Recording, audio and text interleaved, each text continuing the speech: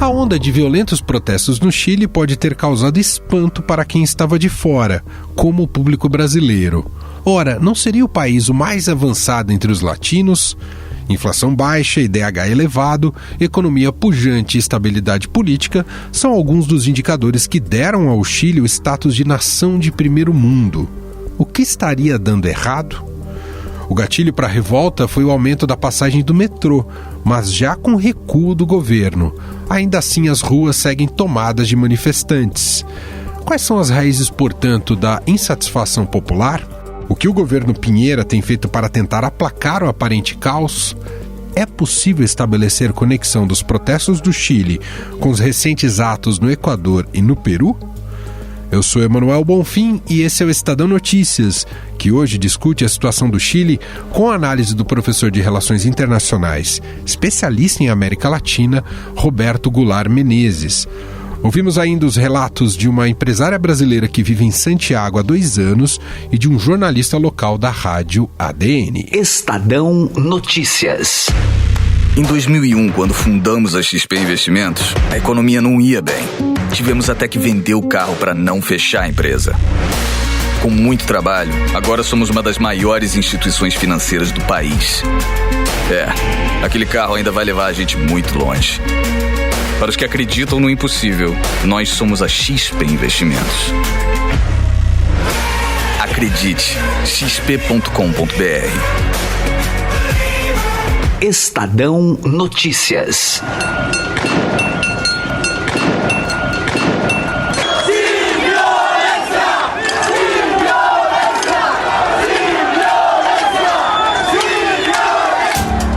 A onda de protestos no Chile desde a última quinta-feira resultou em vários mortos, 11 até o fechamento deste podcast, e levou o governo a decretar estado de emergência e toque de recolher. Por isso, 10 mil militares munidos de armas de fogo e veículos blindados realizam rondas pelas ruas da capital, Santiago, de Valparaíso, sede do Congresso, e Concepción. São os locais com maior tradição de mobilização estudantil e sindical no país. É a primeira vez que Santiago é patrulhada por soldados desde o fim da ditadura do general Augusto Pinochet em 1990. 8 mortes aconteceram no domingo durante 3 incêndios. As vítimas estavam dentro de uma loja de roupas e de outra de materiais de construção que foram saqueadas. Mais de 78 estações de metrô, 125 supermercados e 130 agências bancárias foram depredadas em acontecimentos semelhantes. Em vários pontos da capital chilena, semáforos e placas de trânsito foram destruídos, o comércio foi fechado, as aulas acabaram suspensas e dezenas de voos cancelados. O mesmo aconteceu com shows, peças de teatro e outros eventos. O estopim disso tudo foi o anúncio de um aumento de 30 pesos no preço da passagem unitária do metrô durante o horário de pico. O metrô de Santiago cobra tarifas diferenciadas de acordo com as faixas de horário.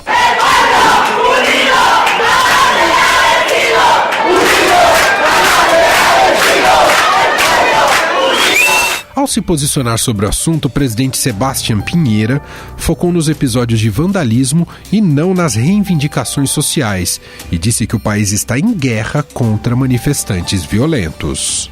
Estamos em guerra contra um inimigo poderoso, implacable, que não respeta a nada ni a nadie, que está dispuesto a usar la violencia y la delincuencia sin ningún límite, incluso cuando significa pérdidas de vidas humanas, que está dispuesto a quemar nuestros hospitales, nuestras estaciones del metro, nuestros supermercados, con el único propósito de producir el mayor daño posible a todos los chilenos. Ellos están en guerra contra todos los chilenos de buena voluntad que queremos vivir en democracia, con libertad y en paz. Depois de 2 dias de fortes manifestações de rua e de ataques incendiários a transportes públicos, o governo chileno anunciou no sábado que declinaria do aumento. Quero também dizer com muita franqueza, he escuchado com humildade e com muita atenção a voz de mis compatriotas e não tendré medo a seguir escuchando esa voz, porque así se construyen las democracias y porque así logramos mayor unidad entre nuestros chilenos. Por eso quiero anunciar hoy día, primero, vamos a suspender el alza de los pasajes del metro. O recuo do aumento nas tarifas do transporte público foi aprovado no mesmo dia pela Câmara dos Deputados e ontem, por unanimidade, pelo Senado. Mesmo assim, os protestos continuam a todo vapor e desafiam um toque de recolher que vigora todos os dias desde sábado, entre 7 da noite e 6 da manhã. A empresária brasileira Bruna Paese, que vive em Santiago há 2 anos, afirma que grande parte da população permanece recolhida em suas casas com receio da violência das manifestações. Eu bati um papo com ela sobre como está o clima na capital chilena. Tudo bem, Bruna? Como vai? Obrigado por nos atender. Tudo bem, Manuel? Obrigada pelo convite. Bom, queria que você nos relatasse um pouco como é que está a situação aí na capital chilena. As pessoas, em geral, e não sei se é o seu caso, também estão, com exceção aqueles que estão se dirigindo, evidentemente, para os protestos, estão ficando em casa. A situação é essa, Bruna? A recomendação é que fique em casa, né? Até porque toda a locomoção na cidade está bem complicada. Então, algumas regiões não funcionam transporte nem público, nem privado, então a gente acaba optando por ficar em casa e só se locomovendo em casos necessários de fazer alguma compra de suplemento, alguma rara locomoção para evitar algum tipo de conflito. A única questão é que todo o protesto está por toda a cidade, então indiferente de onde você estiver, você vai estar ouvindo. Claro, quer dizer, não há uma normalidade de dia de trabalho, as pessoas foram para suas empresas trabalharem mesmo com foco de protesto. Tá realmente bem diferente da rotina do dia a dia em Santiago, Bruna? Sim, não tem rotina, né? Foi todo cancelado e todos os coworks, os escritórios estão facultativos. As escolas já fecharam, algumas coisas abriram, mas já decidiram fechar também. E há toque de recolher no período noturno, Bruno, um horário que as pessoas têm que estar em casa? Tem, só que eles estão alterando esse toque de recolher justamente para a população ficar atenta a esse tipo de informação. Então, o primeiro dia foram das 10 até as 7 da manhã, no segundo das 7 da noite até as 7 da manhã. Te surpreendeu a intensidade do protesto, como ele veio, como as manifestações vieram em Santiago, no Chile? Já havia alguma coisa que antecipava esses dias mais turbulentos ou foi ou digamos que o gatilho foi de uma hora para outra, hein, Bruna? Então, depende para quem, né? Curiosamente, eu acabei vivendo em alguns lugares no Chile, né? Tive essa oportunidade de conhecer diferentes pessoas, classes sociais, e eu já vinha sentindo esse descontentamento há um bom tempo. Eu vivia numa comune, que eles chamam que seria o nosso bairro, que a gente conhece, chamada República. República é um bairro de universitários. Então, quase todos os dias, pelo menos uma vez por semana, estava intensificando, tinha algum tipo de protesto e já violentos, né? Eu, há pouco mais de 2 meses, eu mudei de casa justamente porque eu saí numa sexta-feira para me divertir e caí no meio de um protesto e tive uma situação extremamente complicada para sair dali. Era só olhar para as ruas, era só ver o que estava acontecendo, o número de incidentes que estava acontecendo e que era possível prever, sim. E pelo que você percebeu, em geral, claro que há uma pauta difusa, mas a natureza dessa indignação é econômica. O povo chileno não está contente com as condições de vida no país, é isso, Bruna? É totalmente econômica, né? Ela lembra muito o que aconteceu no Brasil, só que muito mais rápido, né? O que a gente levou 5 anos para ver aconteceu em 1 semana praticamente. E a população, de forma geral, isso é bem nítido, ela está bem sobrecarregada com a quantidade de coisas. O Chile é muito caro para se viver, né? Aqui é comum as pessoas dizerem, né? O Chile é muito caro para sonhar. Então, é um sentimento geral. Não é uma coisa que abrange só uma parte da população e é bem nítido, tanto que o próprio povo não está tão dividido assim, e eu circulo em várias classes sociais, é possível ver esse tipo de reação justamente que as pessoas estão vendo, né? São seus funcionários, são as pessoas que convivem entre eles e acaba vendo essa sensação de que realmente está muito difícil, a carga, o modelo, né? Muito se questiona do modelo do sistema econômico, então o chileno acabou despertando nesse sentido. Você vê uma economia pujante, né? Eu tenho o privilégio, eu recebi subsídio do governo chileno para trazer minha empresa para cá, então você vê que tem um apoio à economia, eles estão preocupados, isso reflete, né? Reflete emprego, reflete o quanto a indústria está mantida, mas a questão social, né, a questão econômica, esse aspecto social, ela é histórica no Chile, né? Então, por tudo que eles passaram, foi uma geração que esperou uma mudança que nunca aconteceu. É tudo muito caro, você não tem acesso à qualidade, muitas vezes, né, de estrutura, e ao mesmo tempo tudo funciona, e é muito curioso. Mas por quê? Porque quando você está em regiões muito desenvolvidas,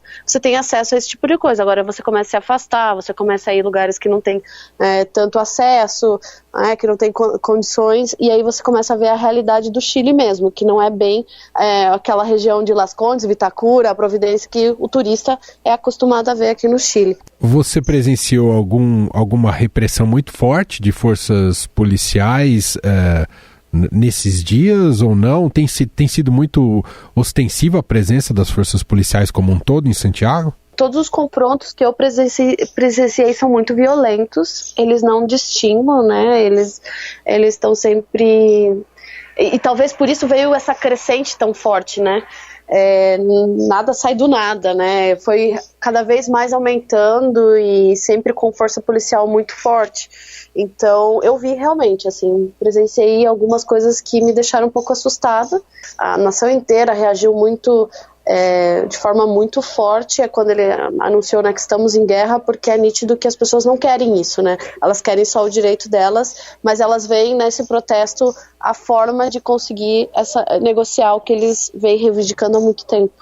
Bruna Paese, gentilmente atendendo aqui a nossa reportagem, contando um pouco da situação que está passando, a situação delicada pela qual está passando agora o Chile, o povo chileno e, claro, todos lá que habitam, incluindo a Bruna e a comunidade brasileira.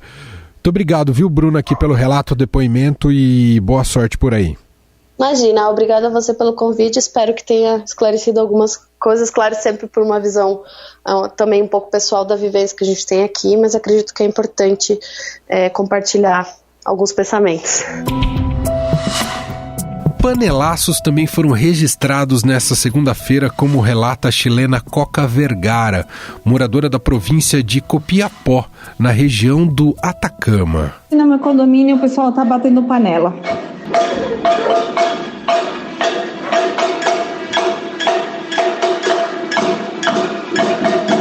Bom, eu acho que o povo cansou, né? De ser roubado dia a dia, de não ter o que comer, de não ter saúde, o pessoal morrendo por certas doenças que não tem dinheiro para poder pagar.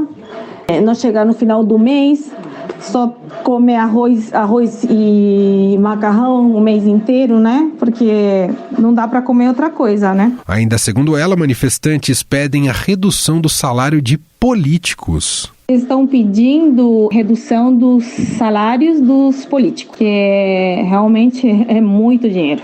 Todo ano eles têm aumento de salário e o salário mínimo continua a mesma porcaria de sempre. Não sei como as famílias aqui do Chile, sinceramente, um grupo de 4 consegue chegar no final do mês. O pessoal está pagando a comida, os remédios, coisas básicas com cartão de crédito. Há bastante tempo, o Chile é tido como uma referência na América Latina e dono de um modelo econômico a ser seguido. Mas o que aconteceu para agora sofrer com essas manifestações populares?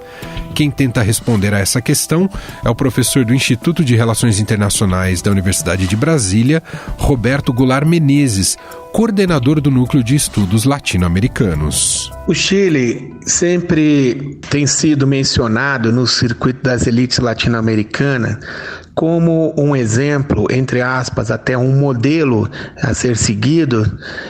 Creio que mais por falta de informação acerca da real situação econômica e social do Chile do que de fato pela propaganda de ideólogos tentando mostrar que o governo do Pinochet deu ao Chile uma feição modernizante e uma economia dinâmica. Mas o que ocorre é que, do ponto de vista social, a desigualdade no Chile, a pobreza no Chile, ela seguiu crescendo. Então, o Chile, para as camadas mais ricas, o chamado 1% ou 5% da população, o Chile sempre esteve muito bem. O fato é que com o governo do Pinochet, entre 1973 e 1990, os serviços públicos no Chile foram todos mercantilizados, ou seja, todos eles estão no mercado, e para isso as pessoas precisam de renda suficiente para poder acessar um conjunto de serviços que antes eles eram públicos. E entre outros serviços estão, por exemplo, a saúde, a educação e mais recentemente até mesmo a água. Então esse modelo chileno veio se mantendo em linhas gerais nos governos que assumiram a partir de 1990, porque nada de significativo foi mudado nessa estrutura que tem gerado desigualdade, concentração de renda e penúria para boa parte dos cidadãos chilenos. No início do mês, o fim do subsídio a combustíveis no Equador levou a uma série de manifestações contra o presidente Lenín Moreno. Pelo menos 6 pessoas morreram e outras 1.000 ficaram feridas. Foram 11 dias de greve nacional liderada pelo movimento indígena. Moreno acabou cedendo aos manifestantes e recuou.